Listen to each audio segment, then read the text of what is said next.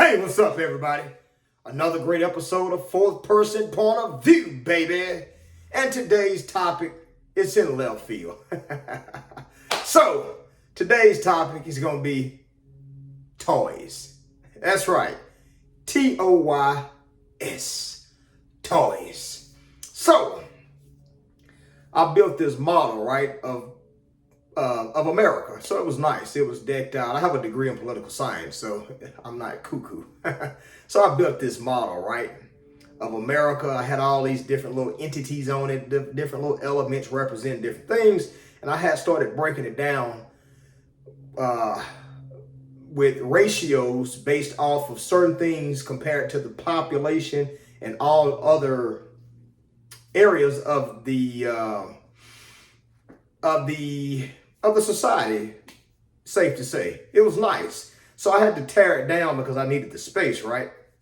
But as I was tearing it down, I removed some of my props and I thought I went into deep thought. But check this out though. Check this out here. You know you like this.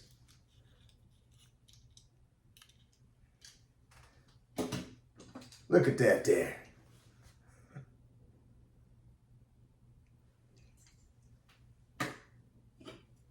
Check that out. Some of you 19 kilos, I bet you getting happy. That's your baby, ain't it? Yep, some of you Black Hawk boys.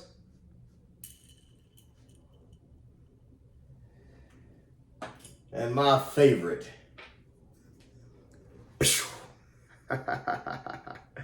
Check them out. Oh, yeah.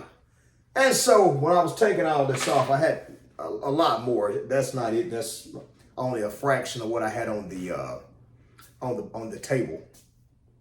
But I was like, wow, these are cool.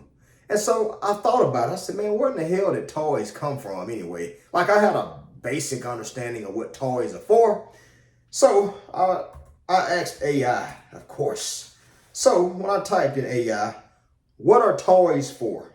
It says toys serve as tools for learning, development, and entertainment, fostering imagination, creativity, problem solving, and social skills in children, while also providing comfort and emotional expression.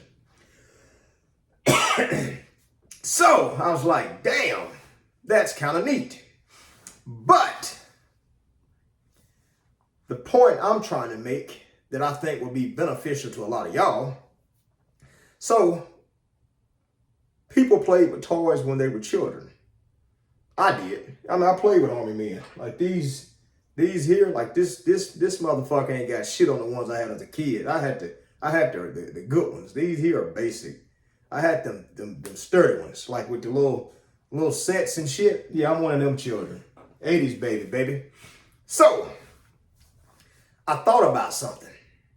So if you go back to toys in America, we had the baby boom, 78 million people born between 46 and 64? 76 million. 76 million kids born between 1946 and 1964. So they talked about how the toy industry took a increase when different materials were invented. So they said everything used to be like wooden and rubber, but then they came up with this plastic, right? So that's when they started making different type of toys. But with this baby boom, and then you had like 8,000 televisions in America, but then like 10 years later, you had millions. So now the toy manufacturers had an audience. You had these damn 76 million baby boomers.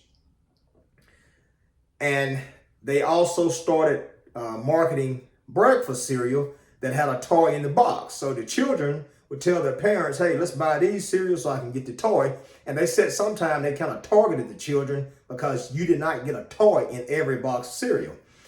Like, damn. But it's okay. But what I want you to get from this, toys can have a great purpose if used properly. Now,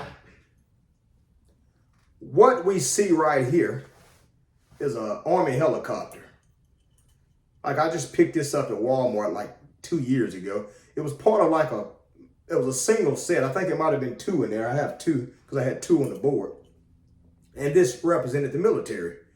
Now, what you see here as an adult is a green Army helicopter.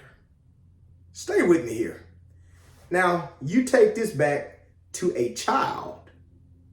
Like AI said here, toys serve as tools for learning, development, and entertainment, fostering imagination, creativity, problem solving, and social skills in children, while also providing comfort and emotional expression.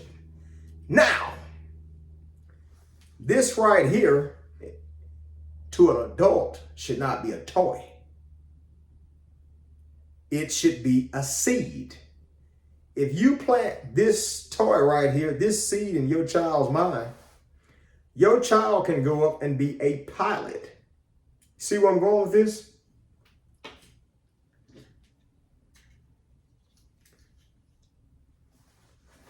This right here will inspire your child here. This is kind of like some space rocket that came in a pack of something else. So it's actually, I have a little base that goes with it so you can see the little turbo boost, whatever these are on the back here. But this right here in a child's hands can inspire that child to start a journey to be an astronaut. Because this right here is scaled down. I mean, it's a replica of the big rocket. That's what we're going to call it. This is a replica of the big rocket. Now, you scale it back down and put it in your child's hands. Their imagination grows with this. Same with this Army man. I mean, and I'm a living witness to this right here because I played with Army men when I was a child. And I love playing with Army men. Like I had the trucks and the Jeeps and shit. And I joined the Army when I got older. So I thought about that. That's what made me really think about this. I'm like, damn. So I'm not I don't have a PhD. I have a master's degree in political science. So you can get one of them PhD sausage heads. I would like to know, how often does a child's toys play a role in what they become in life? Did I ask that right? So if I play with Army men and I join the Army, it kind of hit right on the money. So I wonder what children play with as children. Does that kind of like determine what they're going to be when they become adults? You see where I'm going with this? I mean, you take a tractor right here. This tractor right here in a child's hands, they can do everything with this damn toy tractor here that an adult does with a big tractor. And of course, I mean, depending on how much money you want to spend, you got toy tractors out there that kids can drive around the farm and go through the process. Now you feel me, huh? So, toys are not bad. If you are an adult, you can kind of plant seeds in your child's mind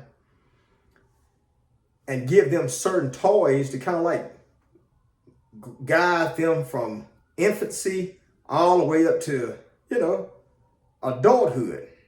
Now, this article I read here said that the baby boomer generation, once they all became teenagers, the toy manufacturers got together and said, we're not going to let that consumer base go. I said, man, that was deep. They were smart enough to say, hey, we're not going to let this 76 million consumer base go. What they did was they started producing different types of toys, but they were not toys in the sense that 1, 2, 3, or 4-year-old will play with. They started producing more board games. I was like, damn. So from the day your child is born, all the way up into 18 years old, if they use tools like toys and board games with proper adult supervision, because as a parent, if you kind of get the gist of what I'm saying, you can really steer your child in a certain direction. Go back and look at Bill Gates. Bill Gates was a kid. He was into, he worked at the library, and he said he was fascinated with the way the Dewey Decimal System. I think that's what it's called. I mean, books are all digital now, but I think it's the Dewey Decimal System. He was fascinated with that.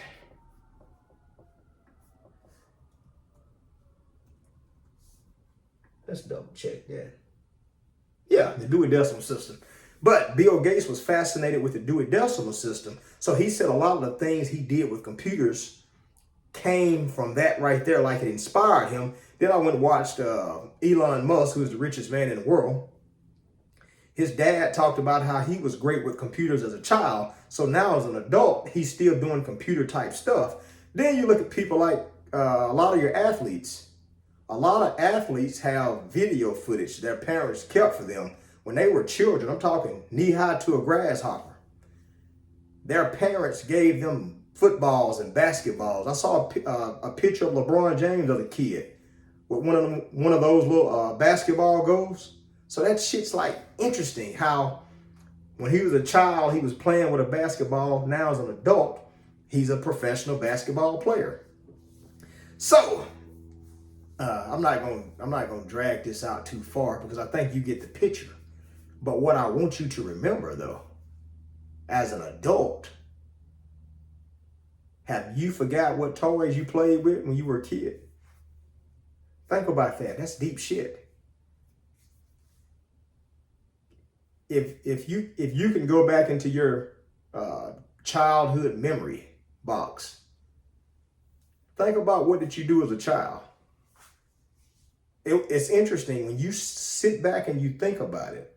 What toys did you play with as a child? I played with these right here.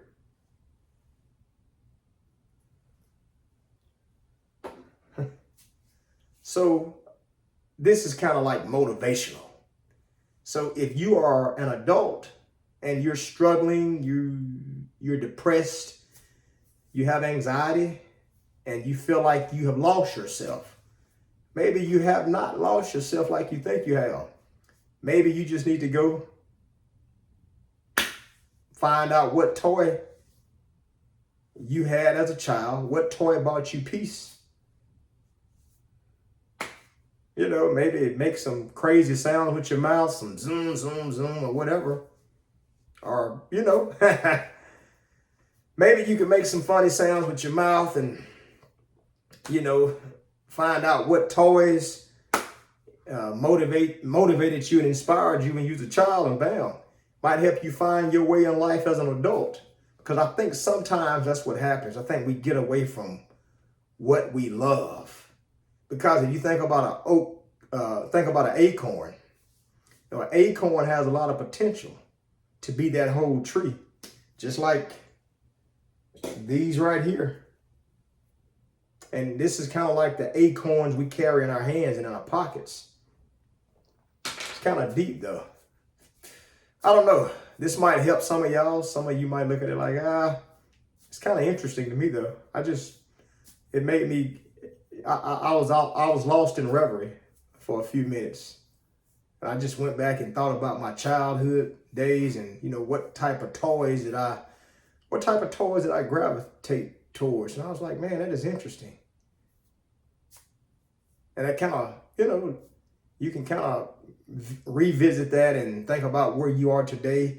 If you're happy, if you're sad, if you're lost, if you're looking for your purpose, that might help you out, man.